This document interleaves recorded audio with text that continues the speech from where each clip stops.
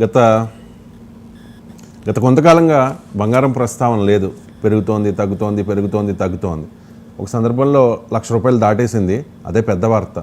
India Pakistan ఈ ఉద్రిక్తతలకు ఎంత priority ఇచ్చిందో మీడియా కానీ లేకపోతే జనాలు కానీ అంతే ప్రయారిటీ ఈ బంగారం విషయంలో. కానీ ఇప్పుడు 1,00,000కి చేరుకుని మళ్ళీ డౌన్ అయింది, మళ్ళీ 1,00,000కి నియర్ వచ్చింది.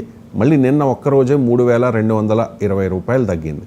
అసలు బంగారం కొనాలా వద్దా అనే ఒక సస్పెన్స్ సామాన్యుల్లో. ఎందుకంటే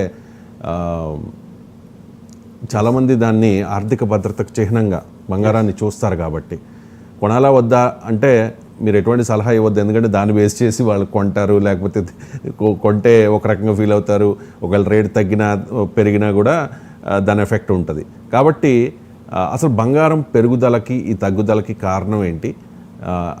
తగ్గుతుందా పెరుగుతుందా అంటే ఏం చెప్తారు? ఒకటేనండి, ఈ బంగారం అనేది అంతర్జాతీయ పరిస్థితుల మీద, జియో పొలిటిక్స్ మీద ఆధారపడి ఉంటాయి. ట్రేడ్, ఇప్పుడు ట్రంప్ గారు టారిఫ్లు అనేది చాలా ప్రభావం చేయడం వల్ల, ఇంటర్నేషనల్ రెస్ట్రిక్షన్స్ ఉండడం వల్ల ఈ కరెన్సీ విలువలు పడిపోయినాయి. ఎస్పెషల్లీ డాలర్ విలువ పడిపోయిందనమాట. ఈ డాలర్ విలువ పడిపోతే దాన్ని నమ్ముకోకుండా దేశాలు, సెంట్రల్ బ్యాంకులు, మన ఆర్బీఐ లాంటి సెంట్రల్ బ్యాంకు కూడా ఈ పెట్టుబడిని ఏం చేస్తారంటే బంగారం రూపంలో దాస్తారు, డాలర్ రూపంలో దాయదు. ఇందువల్ల ఈ ట్రంప్కి టారిఫ్స్ వల్ల డాలర్ విలువ పడిపోయేటప్పుడు డాలర్ నమ్మలేని పరిస్థితి వల్ల సెంట్రల్ బ్యాంకులు బంగారాన్ని పొదుపు చేయడం మొదలుపెట్టినాయి. అందువల్ల బంగారం గిరాకీ పెరిగిపోయింది. అదేవిధంగా ఇక్కడ పెళ్ళిళ్ళు సీజన్ భారతదేశంలో. ఈ విధంగా ప్రపంచంలో ఉన్న ట్రేడ్ ఇవన్నీ, ముఖ్యంగా చైనా అమెరికాల మధ్య ట్రేడ్, వీటి వల్ల బంగారం 1,00,000 దాటేసింది. ఇది మనకు తెలుసు.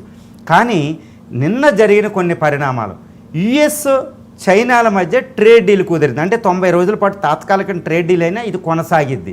అంతే బంగారం తగ్గడం మొదలుపెట్టింది. చూడండి, 2 భారతదేశం యుద్ధ వాతావరణం అయిపోయింది.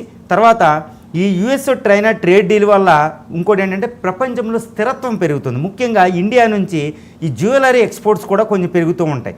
సో ఇవన్నీ పరిణామాలు, జియో పొలిటికల్ కూడా రష్యా ఉక్రెయిన్ వార్ చల్లారుతుంది. అంటే రష్యాలో బంగారం ఉత్పత్తి ఎక్కువ పెరుగుతుంది. ఈ మధ్యలో ఇంకోటి ఏమైందంటే, ఇది చూడండి, టమాటా పళ్ళు ₹100 అయిపోయిందని. టమాటాలు కిలో ₹100 అయినప్పుడు ఏం చేస్తారు, రైతులందరూ టమాటాలు వేసేస్తారు. మళ్ళీ అది ఎంత కొద్ది రూపాయికి వచ్చేస్తుంది. అసలు రోడ్ల మీద పోసేస్తూ ఉంటారు టమాటాలు. ఇదనమాట. బంగారం 1,00,000 దాటేటప్పటికి ఏమైందంటే, బంగారం ఉత్పత్తి చేసే దేశాలు ఇదే టైం అని కొన్ని బంగారం ఉత్పత్తి గనుల్లో కూడా పెంచడం మొదలెట్టింది. సౌత్ ఆఫ్రికా, మెక్సికో, మీకు ఆస్ట్రేలియా, ఈ ముఖ్యంగా కెనడా, ఈ రష్యా బంగారం పెంచినాయి అనమాట. అంటే బంగారం ఎక్కువ వస్తుంది మార్కెట్లోకి. ఇది అందువల్ల ఏంటంటే ఇప్పుడు ఎస్పెషల్లీ టారిఫ్లు తగ్గిపోవడం వల్ల వచ్చే కొన్ని నెలల్లో మళ్ళీ బంగారం 70,000 దగ్గరికి రావచ్చు. అంటే ఇప్పుడున్న 98,000 అది ఉండదండి. మళ్ళీ 1,00,000 మాత్రం మళ్ళీ రాస్ అవ్వదు. అది మళ్ళీ ఈ 70,000, 80,000 మధ్యలో నా అంచనా ప్రకారం బంగారం రేటు పడిపోతుంది. అందువల్ల ఎవరైనా కొనేవాళ్ళు ఉంటే ఇప్పుడు 90,000 3,000 కాదండి, కొంచెం వెయిట్ చేయండి, మీకు బంగారం రేటు ఇంకా తగ్గుతుంది. అమ్మాలనుకునే వాళ్ళు ఇండియాలో బంగారం అమ్మేవాళ్ళు ఉండరు. అది ఎంత రేటు ఉన్నా నష్టమన్నా అలాగే పెట్టుకుంటారు. బంగారం అమ్మం.